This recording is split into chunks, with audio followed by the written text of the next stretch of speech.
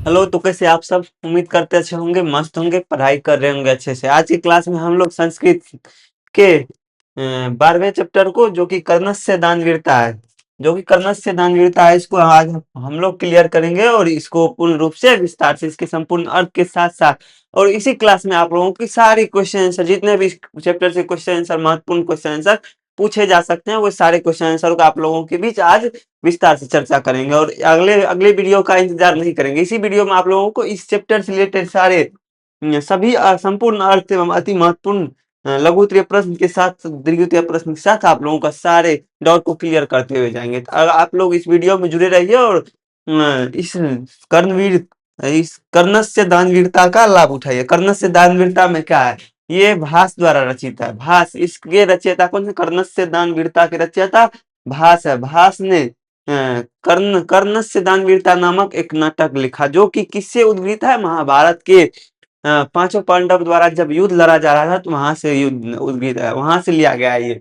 तो इसमें जो है ना, कर्ण कुंती और सूर्य का पुत्र है। इसमें कर्ण जो कि कुंती और सूर्य का पुत्र है, और वो जो है ना बचपन से वो जो कुंती और सूर्य के संयोग से उत्पन्न हुआ वो पुत्र है। और उसके शरीर में जो है ना, बचपन से ही कुंडल और कवच है। कवच और कुंडल है, जिससे कि अगर वो कवच कवच और कुंडल उसके शरीर में रहता है, तो उसकी मृत्यु नहीं हो सकती है।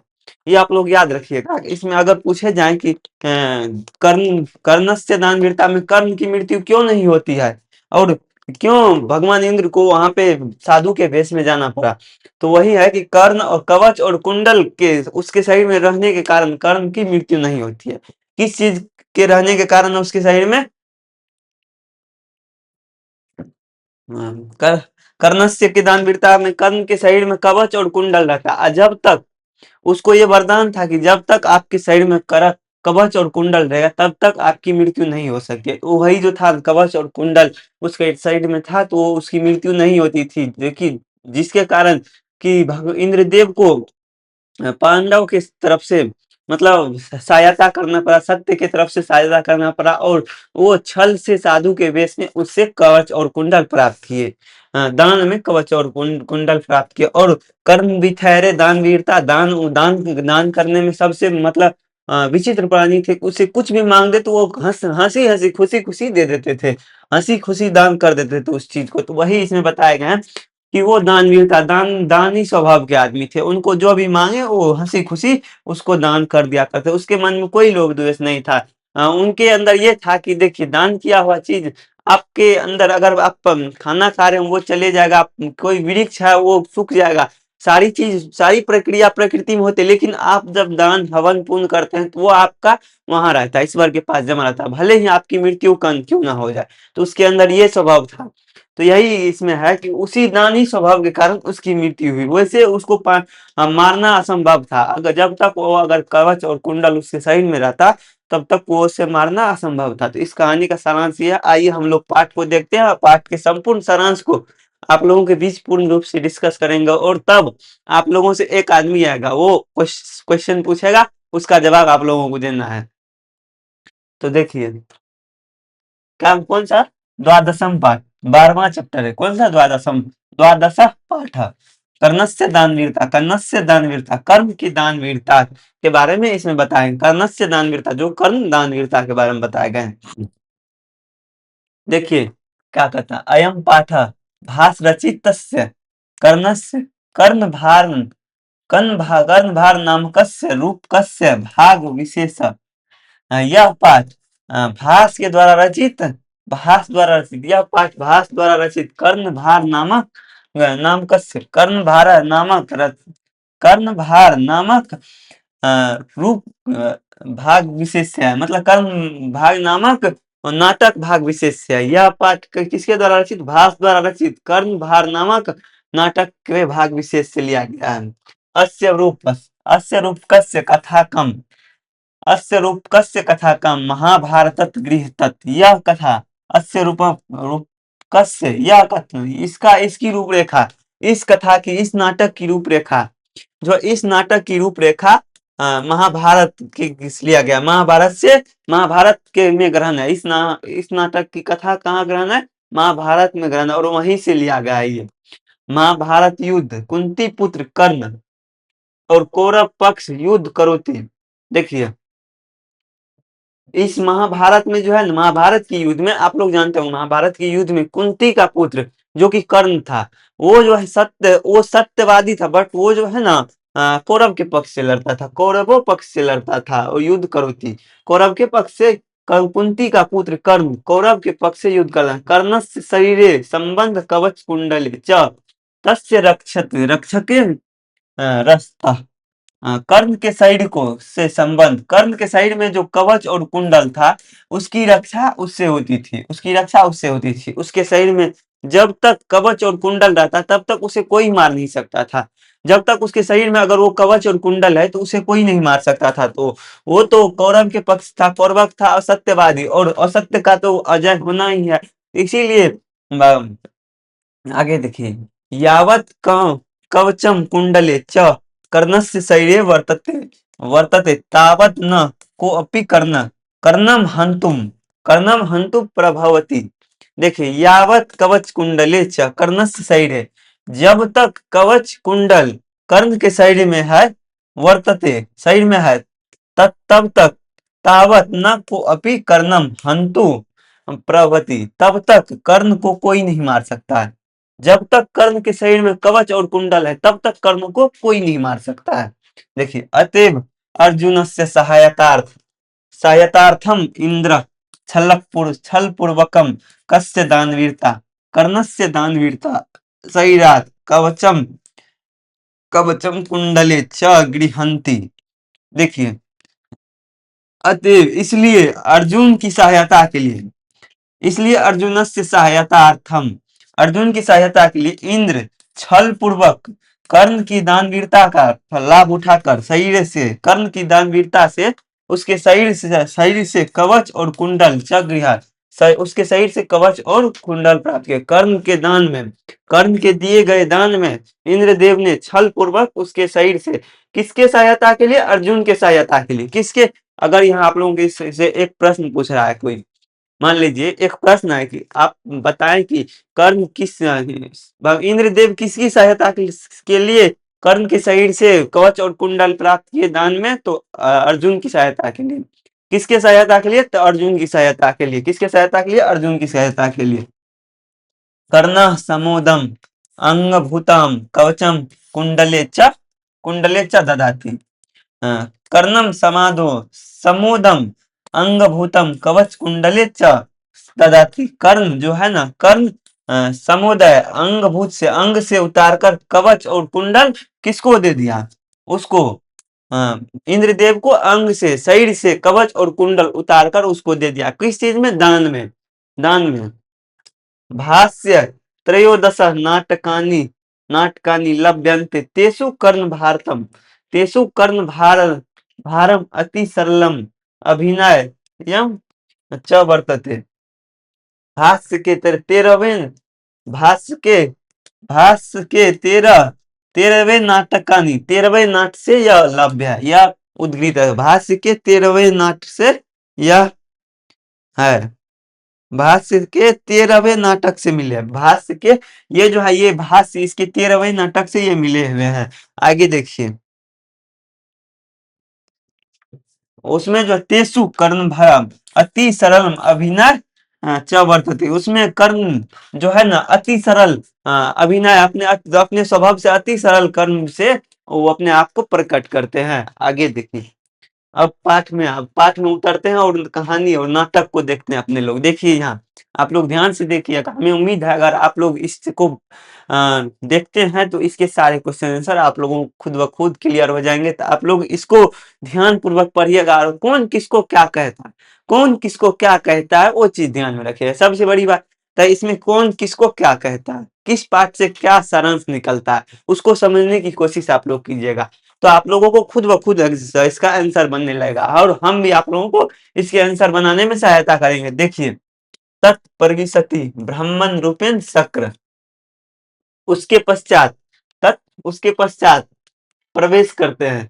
कौन प्रवेश करते हैं? ब्राह्मण रूप में शक्र, इंद्रदेव। शक्र किसको कहा गया है इसमें? अगर आप लोगों को प्रश्न पूछे जाए कि कर्णस्य दानवीरता में किसको शक्र कहा गया है? तो इंद्रदेव को शक्र कहा गया है। किसको शक्र कहा गया है? इंद्रदेव को शक्र कहा गया। और इंद्रदेव ब्राह्मण रूप में प्रवेश करते हैं किस पे? धरती पे, और कहते हैं शुक्र भो भो मेघा, शुक्र इंद्रदेव कहते हैं भो भो मेघा सूर्य नेव निवर्त्य नि, निवत निवर्त्य निवर्त्य गच्छन्तु भवन्तः कर्ण निवन्तु गच्छन्तः भवन् निवन्तु निवर्त्य गच्छन्तु भवन्तः कर्ण कर्णमुप कर्णम कर्णम उपगम्य भो कर्ण मात्रा राम भिक्षा याचने।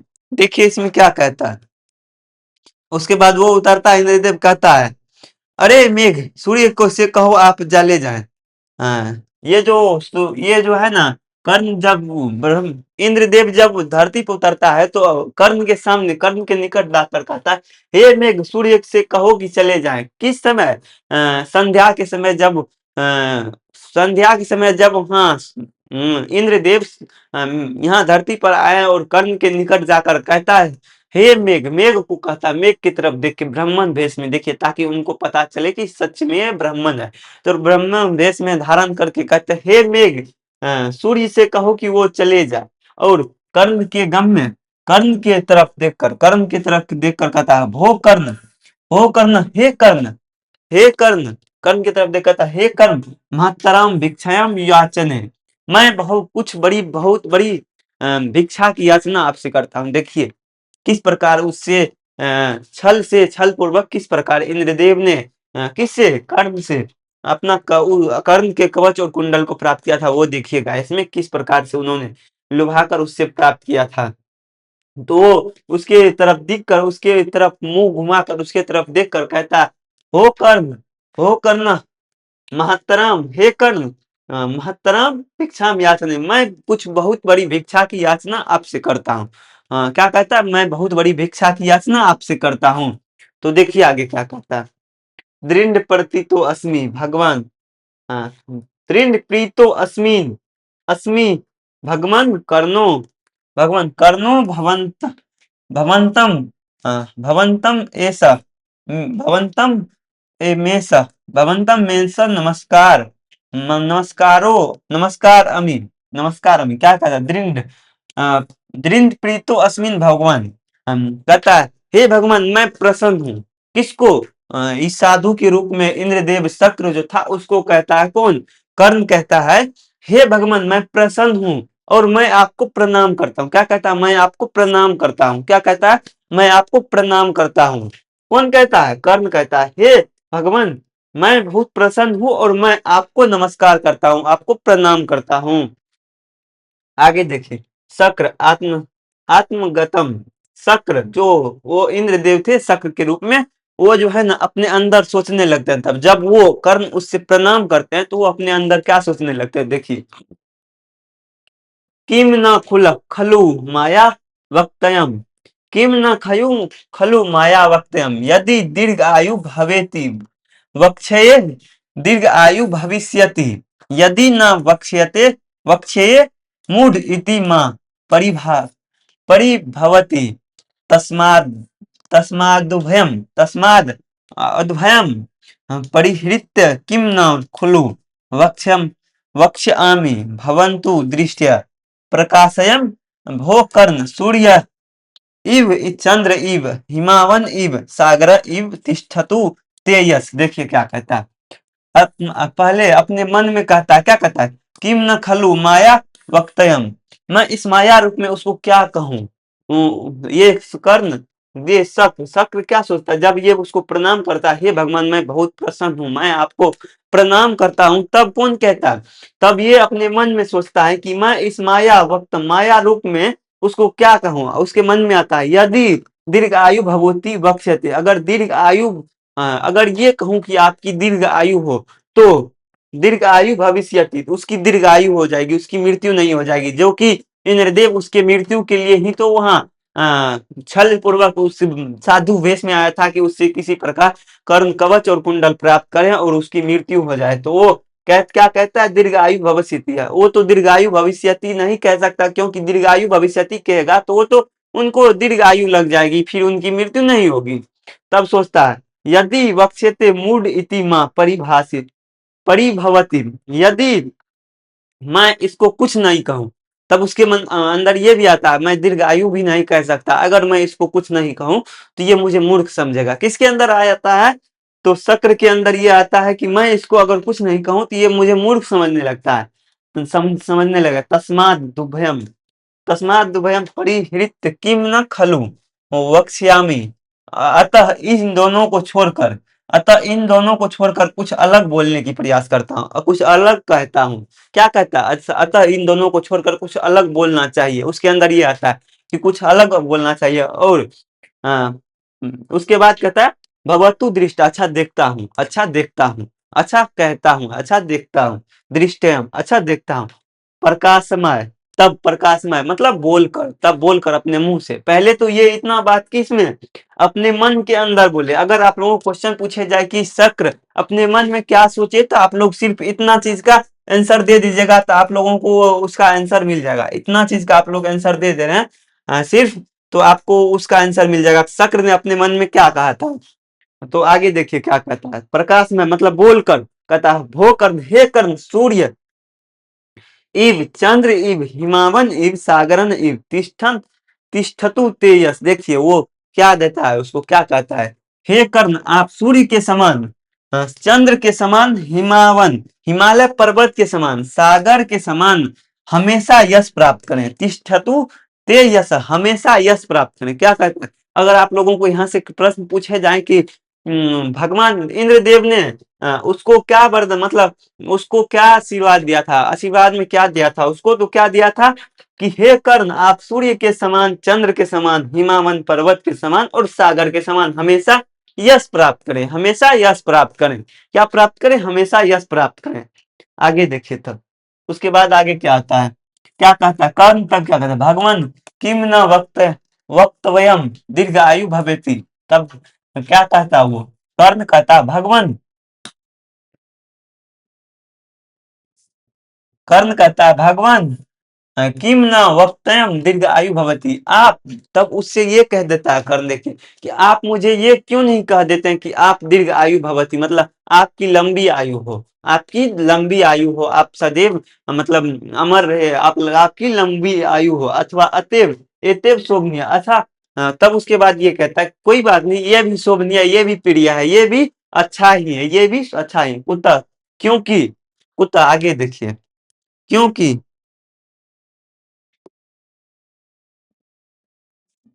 क्योंकि धर्मो ही यन्ते पुरुषेन साधयो भुज अंग जिह्वा चपला नृप श्रिया तस्मा तस्मात् प्रजा पालन पालनम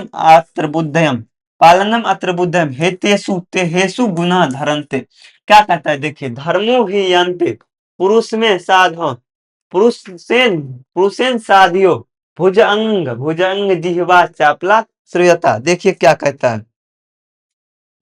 क्या कहता है कि व्यक्ति को धर्म की रक्षा अवश्य करनी चाहिए।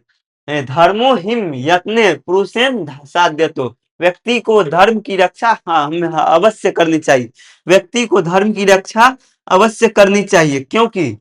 क्योंकि भुजंग जिह्वा चपला नृप श्रिय, भुजंग चपला नृप श्रिय।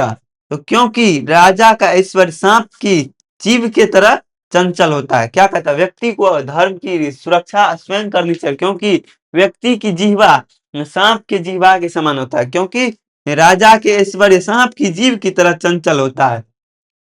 तस्मात् प्रजा पालन तस्मात् तस्मात् प्रजा पालनम मात्र बुद्धय तस्मात् प्रजा पालम मात्र बुद्धया हेतेषु तेहेषु देहेषु गुना धरन्ते। क्या कहता है देखिए, क्या कहता है उसके बाद, इसीलिए प्रजा पालन करने वाले राजा प्राण देकर भी प्रजा की रक्षा करते हैं।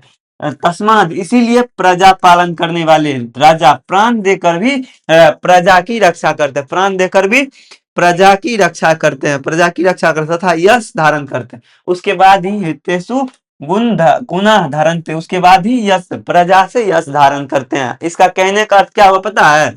इसका कहने का अर्थ हुआ कि अतः कर्ण के कहने का भाव है, वो कर्ण के कहने का अर्थ है राजा अपने सुख के लिए नहीं जाते, प्रजा की रक्षा करने के लिए देह धारण करते हैं। राजा जो है ना, वो कर्ण के कहने का अर्थ है कि राजा अपने सुख, अपने देह की सुख के लिए नहीं, बल्कि अपने प्रजा के लिए अपने देह को धारण करते हैं। अपने सुख के लिए धारण नहीं करते, बल्कि अपने प्रजा के लिए धारण करते हैं, अपने प्रजा के लिए धारण करते हैं। धन या ऐश्वर्य तो आते जाते रहते हैं। देखिए, किसी भी चीज में धन्य ऐश्वर्य तो आते जाते रहते हैं, बट ये जो है ना, धन्य या ऐश्वर्य तो आते जाते रहते हैं, किंतु यश तथा सुकर्म चिरकाल तक कायम रहता है। देखिए, आप अगर दुनिया में यश और सुकर्म किए रहिएगा तो आप लोगों का जन्म जन्मांतर नाम लिया जाएगा। जैसे अभी समझ सकते हैं महाभारत में क्या युद्ध लड़ा गया था, वो अभी कर्ण का गुणगान गाया। वो पांडव उस वो जो है ना असत्य का साथ भी दे रहे थे, तो भी वो ऐसे ऐसे कार्य किए हुए थे कि उनका अभी तक बखान हो रहा है, अभी तक उनका नाम चल रहा है। इसीलिए कहता है अगर आदमी और यश और व्यवहार में सुदृढ़ रखे ना, और दूसरे के सामने अपने यश को प्रकट करे, और धन दौलत तो आते जाते रहता, आज है कल नहीं रहेगा, कल आएगा फिर परसों नहीं रहेगा। क्या है, धन तो आने जाने की प्रक्रिया है, बट वो यश जो है ना, यश जो है वो यश जन्म जन्मांतर तक रहता है, यश जन्म जन्मांतर तक रहता है। आगे देखिए, आगे क्या कहता है भगवान, किम किम किमिच्छते किम ददामी। भगवान आप किस चीज की इच्छा करते हैं, भगवान आप किस चीज, ये बात बोलकर कर्ण उसके बाद कहता है भगवान आप किमी इच्छी, आप किस चीज की इच्छा इच्छा करते हैं, और किमी ददामी मैं आपको क्या दे सकता हूँ, आप किस चीज की इच्छा करते हैं। तब उनसे पूछता है, वो शक्र से पूछता है कर्ण कि आप किस चीज की इच्छा करते हैं और मैं आपको क्या चीज दे सकता हूँ, आपको दान में क्या मैं दे सकता हूँ। किम ददामी मैं क्या दे सकता हूँ या क्या दूं आपको, ये पूछता है। तो शक्र कहता है उसके बाद महतराम भिक्षाम याचने, मैं कुछ बड़ी भिक्षा की याचना करता हूँ, मैं कुछ बड़ी भिक्षा की याचना करता हूँ। क्या कहता है, मैं कुछ बड़ी भिक्षा की याचना करता हूँ, मैं कुछ बड़ी भिक्षा की याचना करता हूँ। तो उसके बाद कहता है कर्ण महतराम भिक्षाम भवते प्रदासे। उसके बाद देखिए वो कर्ण क्या कहता है, महतराम भिक्षाम भिक्षाम भवते प्रदासये सलंकार गोहस्त्र ददामी। देखिए महत्तम भिक्षा में क्या दूं, भवते प्रदाय मैं महत्तम मतलब बड़ी भिक्षा में आपको सैकड़ों गाय प्रदान कर देता हूँ। गोसस्य हस्त्रम गोसहस्त्रम ददामी मैं आपको मतलब बड़ी भिक्षा की याचना में क्या सैकड़ों गाय प्रदान करता है, सैकड़ों गाय प्रदान कर देता है। तो उसके बाद शक्र कहता है देखिए गो सहस्त्र समिति गो सहस्त्र समिति मूर्त मुहूर्तकम क्षीरम पिबकामी पिबामी नेच्छामी कर नेच्छामी नेच्छामी कर नेच्छामी। क्या कहता है शक्र, फिर कहता है किसको, कर्ण को, कि गो सहस्त्र गो गाय लेकर मैं क्या करूं, गाय अगर लेता हूं तो मैं मुझे कुछ दिन तक दूध पियाएगा, उसके बाद उसका क्या फायदा। क्या कहता है देखिए उसके बाद क्या कहता है कि 1000 गाय मैं थोड़ी दिन दूध पीऊंगा, नहीं चाहिए कर नहीं चाहिए, मतलब कहता मैं तो इससे थोड़ी ही दिन दूध पीऊंगा, नहीं चाहिए मुझे कर नहीं चाहिए। क्या कहता है, कौन कहता है, शक्र कहता है उसको कि 1000 गाय मैं क्या करूंगा, मुझे सिर्फ थोड़ी दिन दूध पिलाएगा, नहीं चाहिए कर नहीं चाहिए मुझे। तो कर्ण फिर कहता है किम ने छामी भगवान, आपको क्या नहीं चाहिए भगवान, किम ने छामी भगवान आपको क्या नहीं चाहिए भगवान, यामी सूर्य तो कुछ और सुनिए, आपको क्या नहीं चाहिए भगवान, आपको क्या नहीं चाहिए दूसरी भी सुनिए, मतलब श्रूयते ईदम ईदम अपि श्रूयते। क्या कहता है, क्या आपको क्या नहीं चाहिए भगवान, सिर्फ आप ये कहने नहीं चाहिए नहीं चाहिए, आप और दूसरी तो सुनिए, दूसरा मतलब अब आपके सामने और भी प्रस्ताव रखे जाएगी, उसको भी सुनिए। तो वही कहता और सुनिए, मतलब नेच्छामी भगवान ईदामी श्रूयते, दूसरी भी सुनिए बहुसहस्र बाजिना ते ददामी। कहता बहुत से वाजिना ते ददामी, वाजिने का अर्थ होता है अश्व, अश्व का अर्थ क्या होता है आप लोग भी जानते होंगे, घोड़ा। घोड़ा वाजी नाम का अर्थ क्या होता है अश्व। अगर आप लोगों को पूछे जाए कि वाजी नाम का अर्थ क्या होता है, वहां पे छोटे टॉपिक मतलब ऑब्जेक्टिव क्वेश्चन पूछे जाते हैं, छोटे छोटे टॉपिक देखिए कि वाजी नाम का अर्थ क्या होता है। तो वाजी नाम ये महत्वपूर्ण शब्द है, और ये गो सहस्त्र नाम ये भी महत्वपूर्ण शब्द है। तो गोसहस्त्र नाम का अर्थ होता है गाय और वाजी नाम का अर्थ होता है अश्व। अश्व का अर्थ क्या होता है? घोड़ा। तो कहता है और दूसरी भी सुने, बहुत सहस्त्रवाजिनम, बहुत से मतलब सैकड़ों घोड़े दे देता हूँ। अगर वो नहीं चाहिए, अगर आपको गाय सैकड़ों गाय नहीं चाहिए तो सैकड़ों घोड़े दे देता हूँ मैं आपको, सैकड़ों घोड़े दे देता हूँ मैं आपको। तो उसके पश्चात क्या कहता है देखिए कर, फिर शक्र क्या कहता है उसको आगे देखते हैं हम। आगे देखिए शक्र फिर कहता है अश्वमिति मूर्त कम आरोहामी। हाँ, अश्व अश्व। उसके बाद शक्र कहता है अश्व अश्वमिति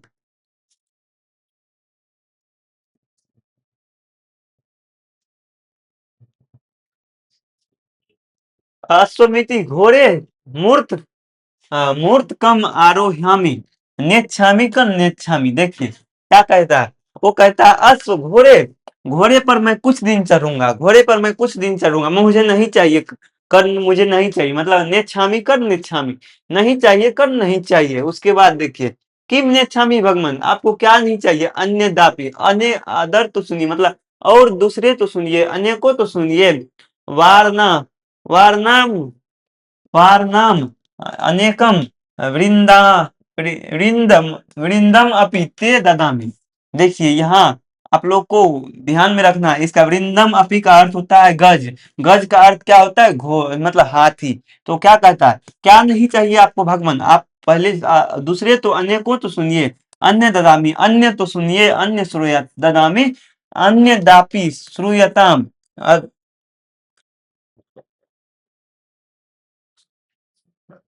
यहाँ कहता है शक्र कहता है अश्वमिति मूर्तकम आरोहिम, मूर्तकम आरोहिम नेच्छामी कर नेच्छामी। क्या कहता है? अश्व हाथी। क्या कौन कहता है? देखिए शक्र कहता है किसको?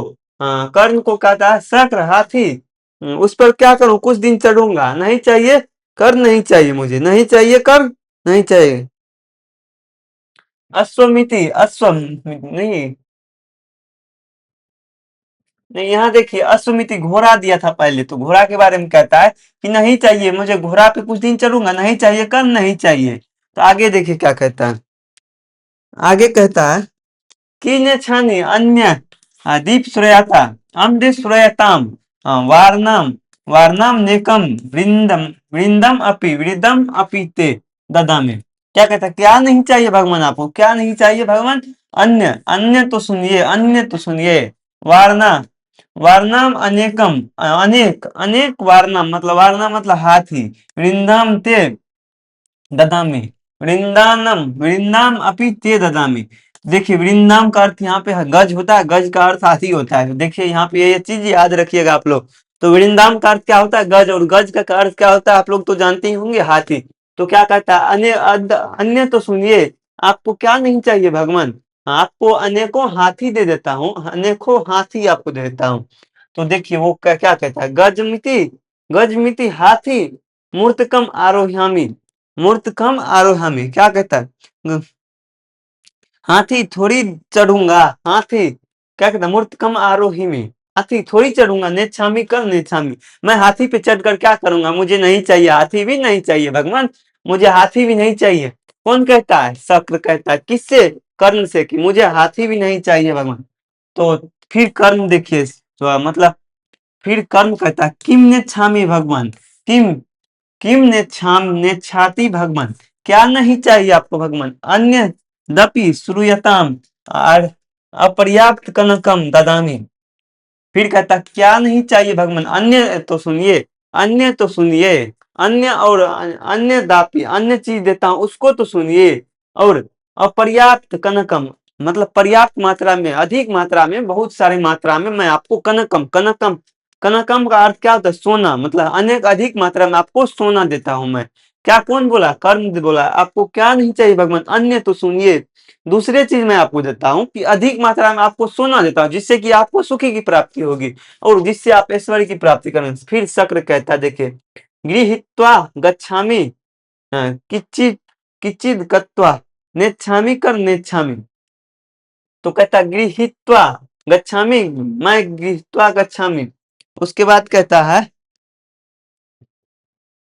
लेकर जाता हूँ थोड़ी दूर जाकर। देखिए जब उसे कनकम सोना दिया तो मतलब वो नहीं लेके, वो कहता गृहीत्वा, मैं थोड़ी मतलब थोड़ी दूर जाके कहता लेके जाता हूँ हम, मैं नहीं चाहिए आपसे भिक्षा। किम त्वा थोड़ी दूर जाके बाद जाने के बाद नेच्छामी कर नेच्छामी, मुझे नहीं चाहिए कर, मुझे नहीं चाहिए। थोड़ी दूर जाकर कहता है मैं जा रहा हूँ, और थोड़ी दूर जाकर कहता है मुझे नहीं चाहिए कर, मुझे नहीं चाहिए। तो कर्ण कहता है ते ही जित्वा पृथ्वी ददामी। देखिए उसके बाद कर्ण क्या कहता है उसको, जब वो सोना को भी ठुकरा दिया, हाथी को भी ठुकरा दिया, घोड़ा को ठुकरा दिया, गाय को ठुकरा दिया, इन सारे चीजों का उनको दिया, मतलब कि ये सारी चीज ले ली, इन सारी चीजों को ठुकरा दिया, तब वो कर्ण फिर कहता है उससे शक्र से कि आप ते ही जीतवा पृथ्वी ददामी, मैं आपको अब पृथ्वी जीत कर दे देता हूँ। कौन कहता है? इसको शक्र को कहता है कर्ण की मैं अब आपको पृथ्वी जीत कर दे देता हूँ। तब देखिए आप क्या कहता है, फिर शक्र कहता है पृथिव्या किम करिष्यामि, मतलब मैं पृथ्वी से क्या करूंगा। तब उसके बाद कहता है मैं पृथ्वी से क्या करूंगा, भू लेकर या क्या करूं, मैं पृथ्वी लेकर क्या करूंगा, पृथ्व्या किम करिष्यामि, मैं पृथ्वी लेकर क्या करूंगा। तो आगे देखिए क्या कहता है फिर। तो कर्ण कहता है ते हय हय हय अग्नि अग्नि अष्टम फलम ददामी, तो मैं आपको तेन हय अग्नि हाय अग्नि अष्टोम फलम ददामी, तो अग्नि अष्ट होम जो किया था, देखिए कर्ण जो अग्नि अष्ट होम किया था उसका फल जो उसको मिला था, वो कहता है अब मैं आपको दे देता हूं। तो वो क्या कहता है फिर देखिए, अग्नि अष्ट होम फलेन किम कार्यानि, अग्नि अष्ट होम का फल मुझे किस कार्य में काम आएगा। कौन कहता है? शक्र कहता है फिर किसको, जब वो अग्नि हो अष्ट होम फल का फल जब उसे देने लगे, शक्र कहता अग्नि अष्टफलम किम करयानी, मुझे किस काम में आएगा, अग्नि अष्टम फल मुझे किस काम में आएगा। तब कर्ण कहता है ते ही मच्छरो ददामी, ते ही मच्छिरो ददामी, ते ही मच्छिरो ददामी, तो मैं अपना सिर दे देता हूँ। देखिए उसके बाद थोड़ा सा उसमें आया कि हाँ जब इतना चीज नहीं ले रहा है तो मैं आप अपना सिर ही आपको देता हूँ। ते ही मच्छिरो ददामी, मैं अपना सिर आपको दे देता हूँ। मच्छिरों का अर्थ देखिए आप लोग को ये यहाँ से सब प्रश्न बन सकते हैं कि मच्छिरों का अर्थ क्या होता है। तो मच्छिरों का अर्थ क्या होता है, सिर होता है। तब कर्ण क्या कहा था कि मैं अपना सिर दे देता हूँ, मैं अपना सिर दे देता हूँ। शक कहता अभिहाय अभिहाय, नहीं नहीं नहीं, क्या कहता अभिहाय अभि, नहीं नहीं नहीं ऐसा मत कीजिए, अभिहाय अभिहाय, मतलब कहने का अर्थ हुआ कि नहीं नहीं नहीं ऐसा मत कीजिए, ऐसा मत कीजिए। जब वो अपना सिर देने लगे काट के, कहता आपको कुछ नहीं चाहिए तो मैं अपना सिर ही दे देता हूँ। जब वो सिर देने लगे कहता नहीं नहीं अभिहाय अभिहाय, ऐसा न करें, ऐसा न करें। तब उसके बाद देखिए कर्ण, फिर कर्ण कहता ते भयम भेत भयम न भेत भयम, ते भेत भयम न भेत भयम, प्रसिद्धतु भवान अन्य दपि श्रूयताम। अगर ये नहीं चाहिए मतलब ते भेद भयम, भाई से मतलब उसके बाद कहता है ते भेद भयम, डरो नहीं डरिए नहीं, मतलब डरिए नहीं, आप प्रसन्न हो जाए और सुने। क्या कहता है डरिए नहीं आप प्रसन्न, प्रसिद्धतु भवन, भगवान प्रसन्न हो जाए और अन्य चीज को सुनिए, अन्य चीज को सुनिए, अन्य चीज देता हूं उसको सुनिए। तो उसके बाद कहता है अजय सहेव जनिताम मम देह रक्षाम, देव सुर देवा सूर्य रपि न मेघादामी मेघदाम सहस्रम। देखिए अजय सहेव जानीताम मैं देह रक्षाम, यदि मैं आपको, कर्ण ब्राह्मण वेशधारी इंद्र को कहता है कि मेरा जन्म इस कवच कुंडल के साथ हुआ है। क्या कहता है अजय सहेब जनितम मम देह रक्षामि, देव सुराम अपि न मेघदानी सहस्रम। कहता है मेरा जन्म इस कवच कुंडल के साथ हुआ, मेरा जन्म इस कवच कुंडल के साथ हुआ। यह कवच कुंडल देवता और असुरों द्वारा भेद नहीं है, यह देवता और मेघदामी सहस्र, अ, देवता और असुर, देव असुर अपि न भेद आमी, देवता और असुरों द्वारा यह भेद नहीं है, इसको कोई नहीं मार सकता है। मतलब कहता है ये कवच कुंडल और देवता और असुरों द्वारा भेद नहीं है, देवता और असुर मिलकर भी इस कवच कुंडल मेरे शरीर में अगर है तो उसको नहीं मार सकता, उसको भेद नहीं कर सकता है। तो उसके बाद देखिए क्या कहता है दे तथामि तथा अपि कवचम स कुंडल लाभ्यामी, कवचम देव तथा अपि कवचम स कुंडल लाभ्यामी। तो कहता मैं आपको फिर यदि आपको यही कवच और कुंडल लेने की इच्छा है तो फिर दे तथापि कवच कुंडल स भय लभ्यामि। आपको लेने की इच्छा है तो प्रियाप्य मैं भागवेते रुचियते यदि स्यात्। मतलब कहता अगर आपको ये कवच कुंडल लेने की इच्छा हो तो मैं ये भी आपको देने के लिए तैयार हूँ। खुशी पूर्वक प्रसन्नता पूर्वक मैं आपको ये भी देने के लिए तैयार हूँ। क्या कहता कवच कुंडल देने के लिए तैयार हो जाता हूँ। अगर आपको ये कवच कुंडल और चाहिए जो उसके शरीर में उसकी प्राण की रक्षा कर रहा था, अगर कर्ण अपने शरीर में कवच और कुंडल धारण किए रहता तो कर्ण का पराजय करना सारे पांचों पांडवों द्वारा असमर्थ था। तो इसीलिए कहता है कि मैं आपको ये कवच कुंडल देने के लिए तैयार हूं। अगर ये आप लेने की ग्रहण करने की मतलब आपकी इच्छा है तो ये भी मैं आपको देने के लिए तैयार हूं। तो आगे देखिए क्या कहता है। तब शक्र कहता है सहस्र सहस्र ददातु ददातु सहस्र ददातु। हे अंगराज हे अंगराज सहस्र ददातु सहस्र ददातु। तब शक्र कहता है सहस्र ददातु प्रसन्नता पूर्वक दे दीजिए ददातु ददातु दे दीजिए मुझे दे दीजिए दे दीजिए। तो आगे देखे तो क्या कर्ण आत्मगतम ऐसा एवास्य काम। आत्मा मतलब अपने अंदर कहता है कर्ण अपने अंदर फिर कहता है कर्ण अपने अंदर फिर कर्ण अपने अंदर फिर कहता है एवास्य कायम। इसको इसका क्या कम इसको इसका क्या कम। मन ही मन कहता है यही इसकी इच्छा है। मतलब एव एवास्यम कर्म मतलब यही इसकी इच्छा है। किम न खल खलवने खलवन अनेक खलवने नेक खलव नेक कपटु बुद्धे कृष्ण सयो पाया। लग रहा है उसके अंदर तब ये आ गया कि लग रहा है ये कपटी कृष्ण जी की लीला है। कपटी कृष्ण जी की मतलब खलवे लीला है कृष्ण जी की यही लीला है। और वे इसको ये वेश बनाकर यहाँ भेजे हैं। सो अपी भवतु। उसके बाद कहता है वह भी हो सकता है वह भी हो मतलब वह भी सो अपी भवतु वह भी हो सकता है। दिग्गज धिग युक्त मनुष्यो चितम धिग युक्त मनुष्यो चितम। तो कहता है क्या धिग युक्त मनुष्यो चितम धिक्कार है अनुचित विचार पर। धिग युक्त मनुष्योचितम धिक्कार है इस अनुचित विचार पर। क्या कहता अगर यही इसकी इच्छा है अगर ऐसा काम श्री कृष्ण जी कर रहे धिक्कार है इसी विचार पर। क्या कहता है धिक्कार है इसी विचार पर धिग युक्त मनुष्योचितम धिक्कार है इसी विचार पर धिक्कार है ऐसी विचार पर। नास्ति नास्ति संशय प्रकाशमय गृहाताम। नास्ति संशय उसका नाश हो नास्ति संशय धिक्कार है ऐसे है अनुचित विचार करना। मतलब नास्ति संशय अनुचित विचार करना ना मतलब धिक्कार है उस पर अगर ये विचार कर रहा है अनुचित विचार करता है। तो प्रकाश में तब बोल कर कहता है गृहताम ग्रहण कीजिए। तब उसके जो रथ चलाने वाले शल्य थे तो कहता अंगराज ना दातव्यम ना दातव्यम अंगराज इसे दान न करें। क्या कहता है उसके बाद देखिए अंगराज हे अंगराज मत दीजिए हे अंगराज मत दीजिए इसे दान मत कीजिए हे अंगराज मत दीजिए। तो उसके बाद कर्ण फिर कहता शल्यराज अमल अमल नाम वरास वरी तुम पश्य शल्यराज इसको कहता हे शल्यराज कर्ण शल्यराज कर्ण कहता है शल्यराज मत रोको देखो मतलब अलमयम वरा तुम पश्यति मत रोको मुझे देखो। शल्यराज कहता हे मत रोको मुझे देखो तुम। आगे देखिए क्या हुआ उसके पश्चात शिक्षा क्षयम गच्छति का काल पर्याप्त काल के साथ शिक्षा का क्षय हो जाता है। शिक्षा क्षय गच्छन्ति काल पर्याप्त। उसके बाद उनका शब्द उसके अंदर से निकला देखिए क्या वो कवच और कुंडल दान में दे दिए तब शिक्षा के साथ शिक्षा का क्षय हो जाता है समय के साथ। सुबद्ध मूल्य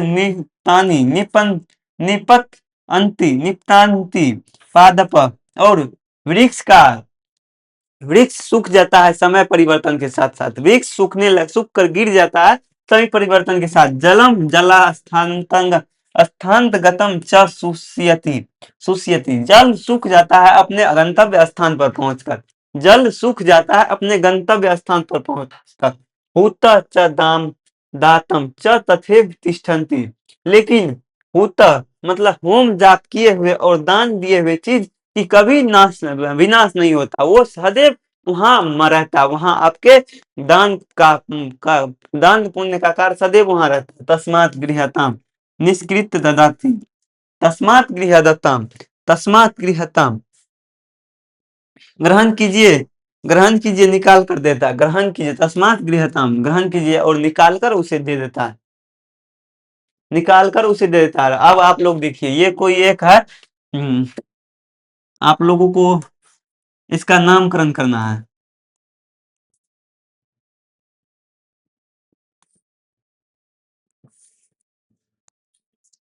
ये एक व्यक्ति है जो कि आप लोगों से अब कुछ सवाल पूछ रहा है, कुछ सवाल पूछेगा, तो अब आप लोग इनका सवाल का जवाब दे पाइएगा। आप लोग अब इसका जवाब दीजिए, अब इसके सवाल का जवाब आप लोग दे पाइएगा। आप लोगों के लिए कुछ महत्वपूर्ण प्रश्न ये आदमी लेकर आया है, ये आदमी आप लोगों के लिए महत्वपूर्ण प्रश्न लेकर आया और आप लोग को अब इसका सवाल का जवाब देना। ये आप लोगों से चैलेंज कर रहा है कि आप मेरे सवाल का जवाब दे दीजिएगा।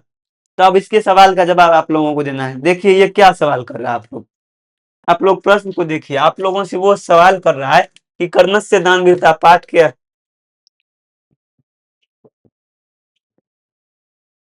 और ये आदमी है जो आप लोगों से सवाल पूछ रहा है। इसका नामकरण आप लोग कमेंट कीजिए, इसका नाम क्या रखना चाहते हैं आप, इसका नाम आप लोग क्या रखना चाहते हैं, इसका नाम क्या रखना चाहते हैं। और ये आप लोगों से सवाल पूछ रहा है, तो इनके सवाल का जवाब आप लोग दे पाइएगा। आप लोगों से चैलेंज लगा रहा है कि अगर आप लोग इसके सवाल का जवाब दे दीजिएगा तब आप लोगों को ये समझेगा कि हाँ आप लोग पढ़ने वाले विद्यार्थी हैं। तो बताइए आप लोग इसके सवाल का जवाब दे पाइएगा। स्टार्ट किया जाए क्वेश्चन, तो हाँ करते हैं स्टार्ट। चलिए हम लोग सबसे पहले उसके सबसे पहले क्वेश्चन को जवाब, उस आदमी के सबसे पहले क्वेश्चन जो आप लोगों के लिए एग्जाम के लिए अति महत्वपूर्ण प्रश्न है, तो सबसे पहले वो महत्वपूर्ण प्रश्न को लेते हैं। और वो प्रश्न कहता है कर्णस्य दानवीरता पाठ के नाटककार कौन है और कर्ण किसका पुत्र था तथा उन्होंने इंद्र को दान में क्या दिया। देखिए प्रश्न को पढ़िए अच्छा से, बहुत मस्त प्रश्न है, बहुत अच्छा इंटरटेनमेंट का प्रश्न है। आप लोग पीछे पढ़े हैं तो आप लोगों को ये प्रश्न आ जाएगा। सर पढ़िए, आप लोग ध्यान दीजिए प्रश्न को। प्रश्न क्या कह रहा है कि कर्णस्य दानवीरता पाठ के नाटककार कौन है और कर्ण किसका पुत्र तथा उन था तथा उन्होंने इंद्र को दान में क्या दिया। देखिए कर्णस्य दानवीरता के नाटककार कौन है, कर्णस्य दानवीरता के नाटककार कौन है, तो कर्णस्य दानवीरता के नाटककार महाकवि भास है। कौन है, महाकवि भास है। कौन है इनका नाटककार, महाकवि, महाकवि भास है, महाकवि भास है, महाकवि भास है। और इसके कर्ण, कर्ण किसका, कर्ण का किसका पुत्र था, तो कर्ण कुंती और सूर्य का पुत्र था। कर्ण कुंती और सूर्य का पुत्र था। कर्ण कुंती, कुंती और सूर्य का पुत्र था, और सूर्य का पुत्र था, सूर्य का पुत्र था, हाँ। और इसीलिए इसीलिए इसे इसीलिए इसे सूर्य पुत्र भी कहा जाता, सूर्य पुत्र भी कहा जाता था, सूर्य पुत्र भी कहा जाता था। किसको, कर्ण को सूर्य पुत्र भी कहा जाता था, कहा जाता था, जाता था। इसीलिए इसे सूर्य पुत्र भी कहा जाता, इसीलिए इसे सूर्य पुत्र भी कहा जाता था। क्या कहा जाता था, सूर्य पुत्र भी कहा जाता था। किसको, कर्ण को। और उन्होंने इंद्र को दान में क्या दिया था, देखिए उसके बचपन से ही वो सूर्य और कुंती का पुत्र था, क्योंकि उसके बचपन से ही उस वो कर्ण और कवच और कुंडल लेके जन्म लिया था, जिसके कारण उसे युद्ध में कोई भी परास्त नहीं कर सकता, उसको कोई नहीं भेज सकता था। किसको, कर्ण के कवच और कुंडल को। तो कर्ण को कवच और कुंडल से रक्षा होती थी और उसे युद्ध में मारना असमर्थ था। सबों के लिए, पांचों पांडवों के लिए उसे मारना असमर्थ था युद्ध में। तो इसीलिए इन्होंने इंद्र को दान में क्या दिया, इंद्र ने छल पूर्वक उसके सामने आकर उससे भिक्षा की याचना की और कुछ बड़ी भिक्षा की याचना की, और इंद्रदेव को, इसीलिए उसे कुंत सूर्य पुत्र भी कहा जाता था। उन्होंने छल से, इंद्रदेव ने छल से उसे दान में कवच और कुंडल प्राप्त किया था। किससे, इंद्रदेव ने दान में क्या चीज प्राप्त किया था उसे, कवच और कुंडल से, छल पूर्वक कवच और कुंडल प्राप्त किया था। तो अगला क्वेश्चन को आप लोग देखिए, वही व्यक्ति आप लोगों से फिर यही है, इसका नाम आप लोग रख दीजिए। अब बहुत देर हो गया, इसका नाम आप लोग रखिए। हाँ, वही आदमी आपसे फिर से पूछ रहा है। अगला प्रश्न को देखिए, अगला प्रश्न है दानवीर कर्ण के चरित्र पर चरित्र पर प्रकाश डालें। दानवीर कर्ण के चरित्र पर प्रकाश डालें, आप लोग उसके चरित्र पर प्रकाश डालिए। जो वो जो है ना, कर्णवीर जो था, दानवीर दानवीर कर्ण जो था ना, तो उसके चरित्र पे प्रकाश डालने का था। तो उसका चरित्र किस प्रकार का स्वभाव था, तो आप लोग देखिए दानवीर कर्ण का स्वभाव किस प्रकार का था। तो दानवीर कर्ण का स्वभाव जो था ना, तो वो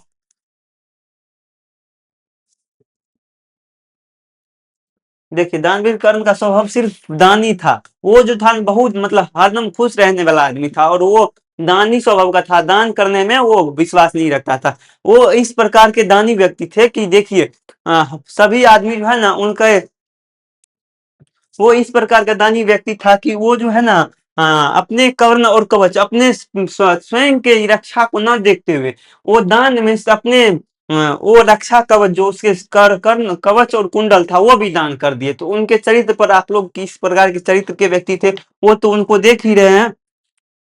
वो ब्राह्मण वेश में आकर, दो देखिए इसके चरित्र का इस प्रकार से आप कर सकते हैं कि वो जानते थे कि कृष्ण के लीलाओं का ये एक अथी समावेश है, जो कि कृष्ण जी ने इसे सिखा कर भेजा। उसके अंदर ये प्रतीत हो गया था कि श्री कृष्ण जी इसको इंद्र जी को प्रेरित करके भेजा, श्री कृष्ण जी इंद्र जी को प्रेरित करके भेजा, और उसे कहा जाके आप, वो इस प्रकार का दानी व्यक्ति था कि वो श्री कृष्ण की लीला को जानते हुए भी वो उसको बोला धिक्कार है ऐसे ऐसे व्यक्ति पर, अगर ऐसी भावनाएं रखते हैं श्री कृष्ण जी तो उस पर भी धिक्कार है। कौन बोले थे, कर्ण बोले थे। और वो इस प्रकार का चरित्र का व्यक्ति था कि वो अगर अपने मुख से एक भी शब्द बोल दिए तो वो हो गए।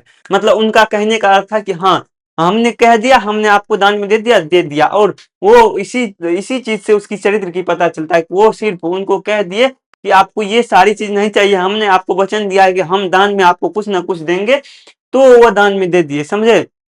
वो अपनी मृत्यु का चिंता न कर, मृत्यु को भय न करके वो कर्ण और कवच और कुंडल भी उसको दान में दे दिए। तो अगले प्रश्न को देखिए आप लोग, अगला प्रश्न आप लोगों से पूछ रहा है वही व्यक्ति। देखिए ये कौन पूछ रहा है, ये इसका नामकरण अब कर दीजिए। तो इसका नाम आप लोग रख दीजिए, मेरे अंदाज से इनका नाम सबसे अच्छा होगा मंगरू। इनका नाम क्या रखिएगा, इसका नाम मंगरू रख दीजिए आप लोग। क्या रखिएगा इसका नाम, इसका नाम मंगरू रख दीजिए आप लोग। और अब ये मंगरू जो है ना आप लोगों से फिर एक प्रश्न कर रहा है, अगला प्रश्न कि कवच कर्ण के कवच और कुंडल की विशेषताओं पर क्या विशेषताएं क्या थी, कर्ण के कवच और कुंडल की विशेषताएं क्या थी।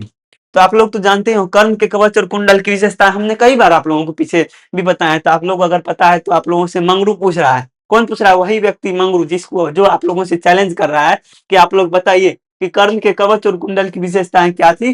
तो कर्ण के कवच और कुंडल की विशेषताएं यह थी कि वो अगर अपने शरीर में, कर्ण अगर अपने शरीर में कवच और कुंडल धारण किए हुए हैं तो असुर राक्षस देव दानव कोई भी वो उसको भेद पाना असंभव था, उसके लिए उसको भेद पाना उसके लिए असंभव था। तो उसकी विशेषता यही थी, अगर कर्ण अपने शरीर में वो कवच और कुंडल धारण किया हुआ रहता है तो उसे भेद पाना किसी के लिए सामर्थ्य की बात नहीं है, सब असंभव है।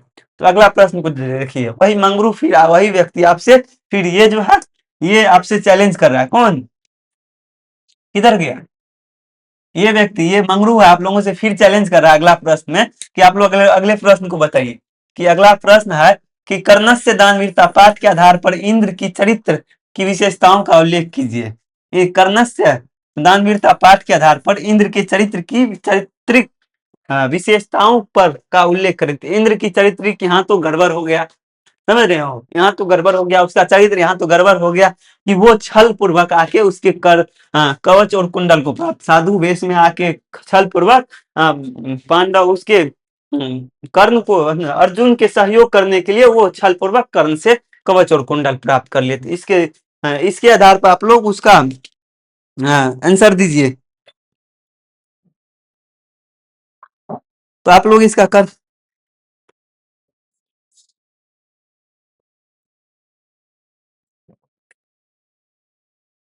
देखिए, आप लोग महाभारत में कई दिनों तक 18 दिनों तक लड़ाई चली, और कौरव और पांडव के बीच, तो पांचों पांडवों के बीच और कौरवों के बीच, पांचों पांडव की तरफ से कौन लड़ रहा था, पांडव की तरफ से पांडव 18 दिन तक चली और सत्य के पक्षधर होते हुए, क्योंकि उनमें सत्य का प्रबल्य था। इंद्र को देवराज भी कहा जाता है। और सत्य के पक्षधर कर्ण के पास जाते हैं। सत्य के पक्षधर पांडवों की सहायता करने के लिए इंद्र का वेश धारण कर दानवीर इंद्र ब्राह्मण का वेश धारण कर दानवीर के रूप में किसके पास जाते हैं? कर्ण के पास जाते हैं। कर्ण तो सत्य था, बस तो वो पांडवों का साथ दे रहा था, क्योंकि वो पांडव असत्य था। तो इसीलिए इंद्र ने अर्जुन का साथ देने के लिए वो ब्राह्मण का वेश धरकर कर्ण के पास गया, जिसके पास की कवच और कुंडल था। और कवच और कुंडल अगर कर्ण के पास रहता तो पांडवों से जीतना अर्जुन के लिए नामुमकिन था। तो इसीलिए उन्होंने ब्राह्मण का वेश धारण करके उसके पास गया, उसके सम्मुख गया और उसे दान की इच्छा जताई। और दान में उन्होंने सैकड़ों गाय, सैकड़ों घोड़े और सैकड़ों हाथी, अनेक मतलब बहुत सी संख्याएं, बहुत से मात्राएं में कनक सोना उनको देने का प्रयास किया।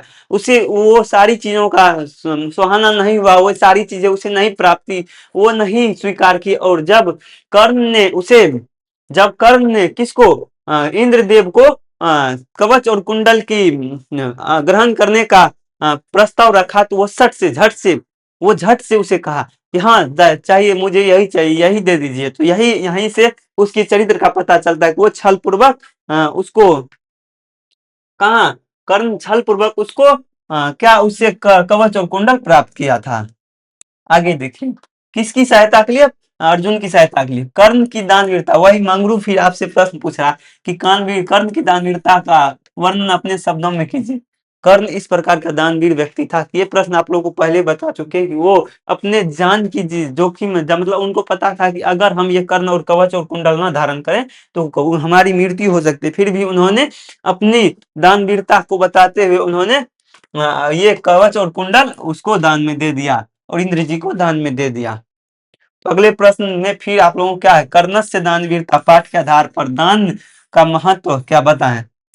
दान का महत्व बताएं। आप लोग जानते होंगे भैया, कर्णस्य दानवीरता पाठ की रचयिता भास है।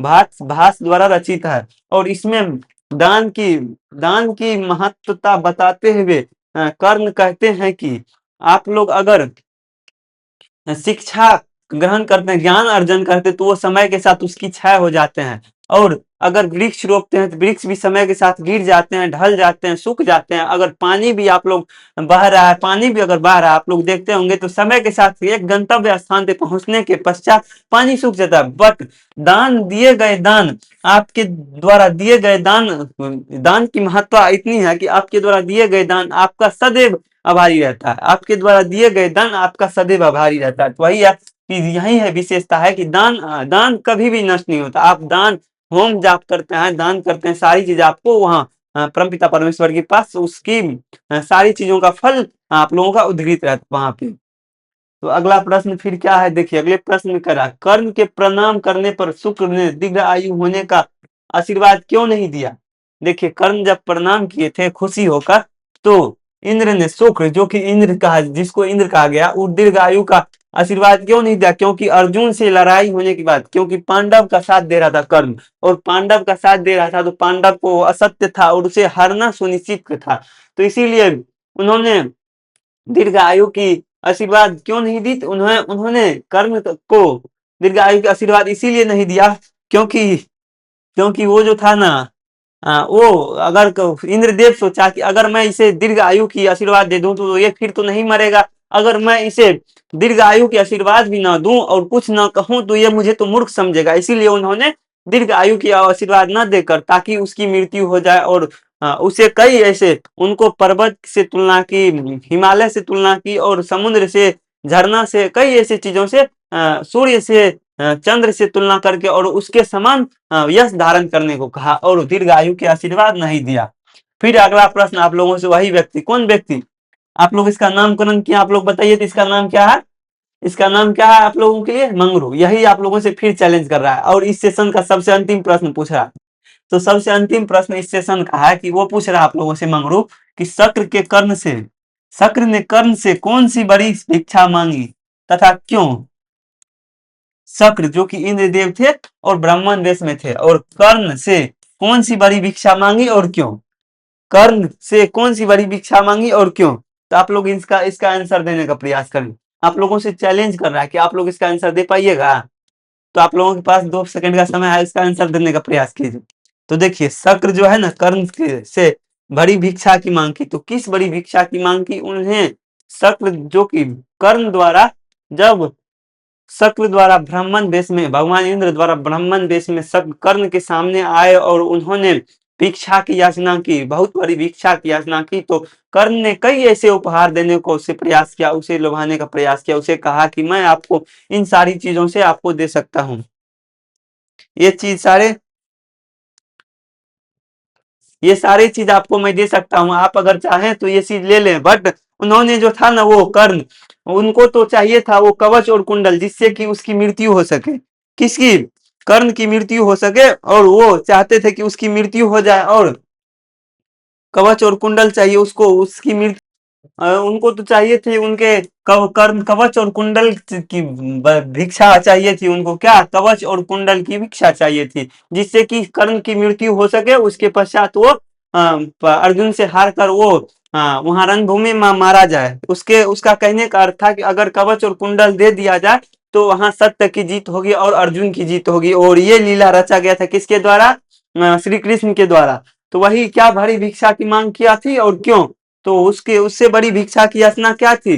कवच और कुंडल की मांग थी। और क्यों थी? ताकि वो पांचों पांडवों के साथ कर्ण दे रहे थे, ताकि पांडवों में की मृत्यु हो सके और युद्ध में अर्जुन की विजय हो सके। इसीलिए उसे वो बड़ी भिक्षा की मांग थी। किस चीज की? कर्ण और कवच और कुंडल की। तो आप लोगों को जितने भी महत्वपूर्ण प्रश्न, सारे महत्वपूर्ण प्रश्न आज के इस सेशन में हो गए। अगर आप लोगों को ये सेशन अच्छा लगा और मंगरू का बात सुन के आप लोगों को सारे डाउट क्लियर हो गया, तो आप मंगरू के लिए आज, जो कि ये व्यक्ति है मंगरू, इनके लिए आज आप लोगों को लाइक और सब्सक्राइब अपने दोस्तों के साथ भी शेयर करना है। किसके लिए? ये मंगरू के लिए आप लोगों को लाइक सब्सक्राइब और दोस्तों के साथ शेयर करना है। ये मंगरू मंगरू आप लोगों से चैलेंज किया और अपने इन्होंने कहा कि अगर आप लोगों को अच्छा लगा तो आप लोग आज से अपने दोस्तों के साथ शेयर करें, लाइक करें, सब्सक्राइब करें और बेल आइकन कर प्रेस करके रखें, ताकि जब कभी भी इस चैनल पे आप लोगों को नया नया नोटिफिकेशन मिले तो आप लोगों को सबसे पहले आप लोगों के पास पहुंचे। तो फिर मिलते हैं फिर से नेक्स्ट क्लास में इसी जोश और इसी जुनून के साथ, अगले चैप्टर के साथ आप लोगों को अगले सेशन में। और इस सेशन के सारे डाउट्स जितने भी होंगे उस कमेंट में कीजिएगा, अगले सेशन में आप लोगों को सारे डाउट्स क्लियर करा दिए जाएंगे। तो मिलते हैं तब तक नेक्स्ट क्लास में, तब तक के लिए धन्यवाद।